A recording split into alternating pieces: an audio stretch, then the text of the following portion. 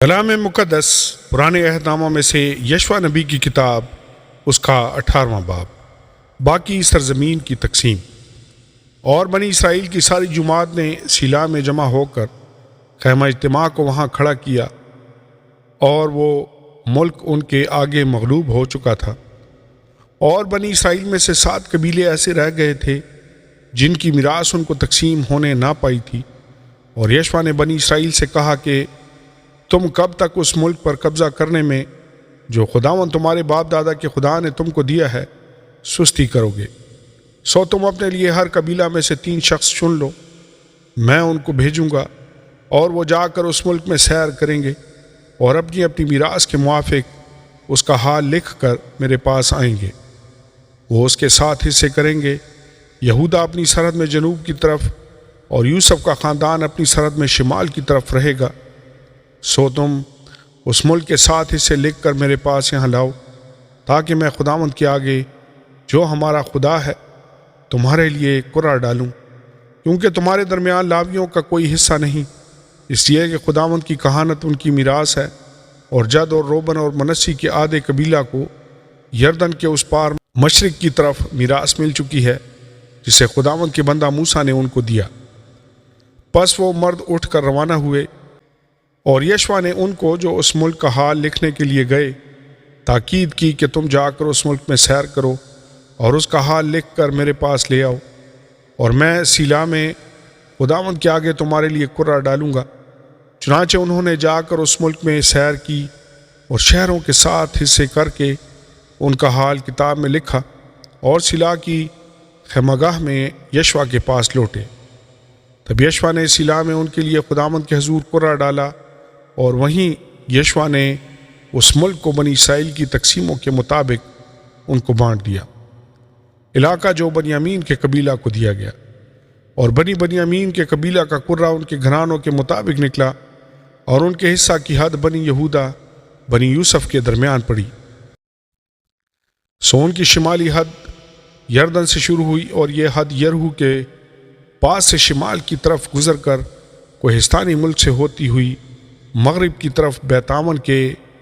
بیابان میں پہنچی، اور وہ حد وہاں سے لوز کو جو بیتیل ہے گئی، اور لوز کے جنوب سے اس پہاڑ کے برابر ہوتی ہوئی جو نیچے کے بیت ہارون کے جنوب سے اطارات ادار کو جا نکلی، اور وہ مغرب کی طرف سے مڑ کر جنوب کو جھکی، اور بیت ہارون کے سامنے کے پہاڑ سے ہوتی ہوئی جنوب کی طرف بنی یہودا کے ایک شہر کریت بال تک جو کریت یریم ہے چلی گئی۔ یہ مغربی حصہ تھا، اور جنوبی حد کریت یریم کی انتہا سے شروع ہوئی، اور وہ حد مغرب کی طرف آب نفتوح کے چشمہ تک چلی گئی، اور وہاں سے وہ حد اس پہاڑ کے سرے تک جو ہنوم کے بیٹے کی وادی کے سامنے ہے گئی، یہ رفائیم کی وادی کے شمال میں ہے۔ اور پھر وہاں سے جنوب کی طرف ہنوم کی وادی اور یبوسیوں کے برابر سے گزرتی ہوئی عین راجل پہنچی، وہاں سے وہ شمال کی طرف مڑ کر اور عین شمس سے گزرتی ہوئی جلیلوت کو گئی جو ادمیم کی چڑھائی کے مقابل ہے، اور وہاں سے روبن کے بیٹے بوہن کے پتھر تک پہنچی، اور پھر شمال کو جا کر میدان کے مقابل کے رخ سے نکلتی ہوئی میدان ہی میں جا اتری۔ پھر وہ حد وہاں سے بیت حجلہ کے شمالی پہلو تک پہنچی، اور اس حد کا خاتمہ دریائے شور کی شمالی کھاڑی پر ہوا جو یردن کے جنوبی سرے پر ہے۔ یہ جنوب کی حد تھی، اور اس کی مشرقی سمت کی حد یردن ٹھہرا۔ بنیامین کی میراث ان کی چوگرد کی حدوں کے اعتبار سے اور ان کے گھرانوں کے موافق یہ تھی، اور بنیامین کے قبیلہ کے شہر ان کے